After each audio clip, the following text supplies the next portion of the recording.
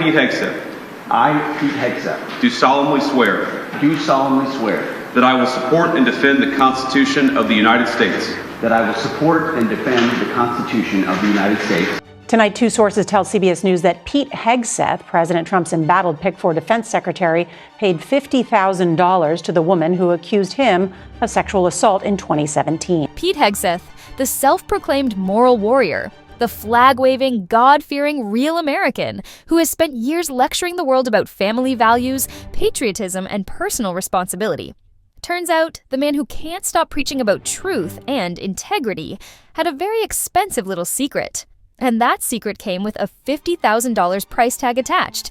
That's right, Hegseth, who has spent years making a career out of calling others out for their so-called moral failings, had to pay off a woman who accused him of sexual assault back in 2017. And it only came to light because, well, he had no choice but to admit it during his confirmation process for defense secretary under Donald Trump. Combat veteran has faced hard questions about his qualifications and an allegation of sexual misconduct and heavy drinking. Now, let's be clear. Pete Hegseth didn't just volunteer this information because he wanted to be an upstanding guy. Nope, this bombshell dropped because Senator Elizabeth Warren, who has never been one to let these so-called moral conservatives off easy, pressed him during his confirmation process. She wanted answers, and oh, did she get them. In written responses, Hegseth admitted that yes, he did in fact pay $50,000 to the woman who accused him of sexual assault. Let that sink in. President Donald Trump's nominee for Defense Secretary Pete Hegseth admits he told a senator he paid $50,000 to a woman who accused him of a 2017 sex assault. $50,000. That's not chump change. That's not some minor legal dispute that got settled for a couple $100. That's the kind of money you cough up when you are really trying to make something disappear. Because, let's be honest, if you're innocent, why are you writing a check that big? What exactly was he so afraid of coming out? And yet, even after admitting to this massive settlement, Hegseth still sat there in front of the Senate straight-faced and claimed he was falsely accused and completely cleared. Oh really, Pete? Because men who are completely innocent don't usually shell out a yearly salary to keep someone quiet.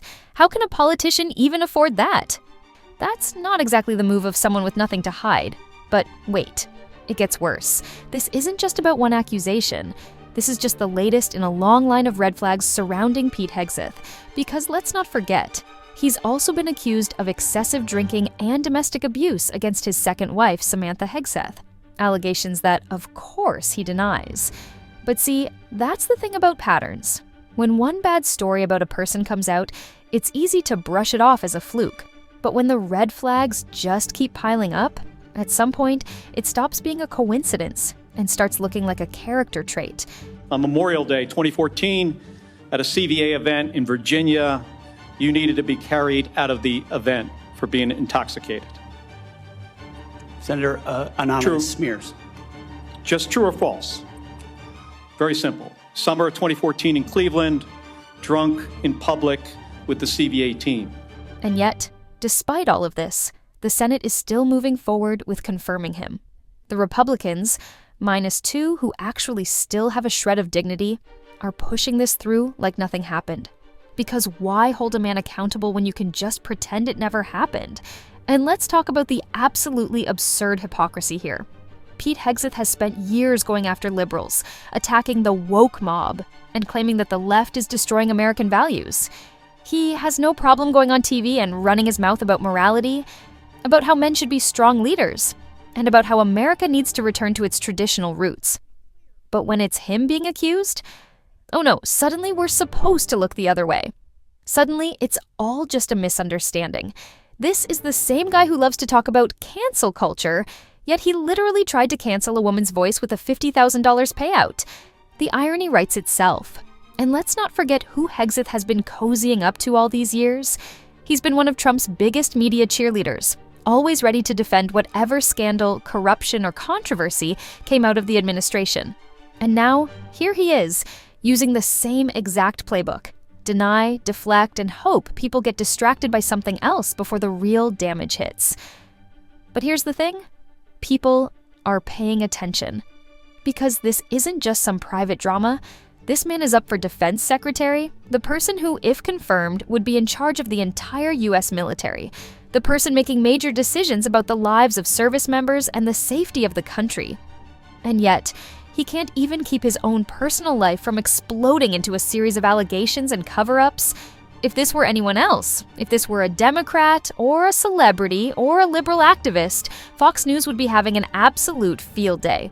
They'd be running 24-hour segments about how the left is corrupt, how this proves liberalism is a disease, how America needs to clean house.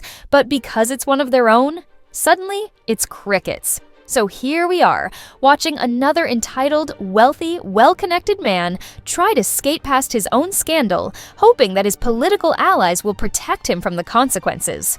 But the truth is out now.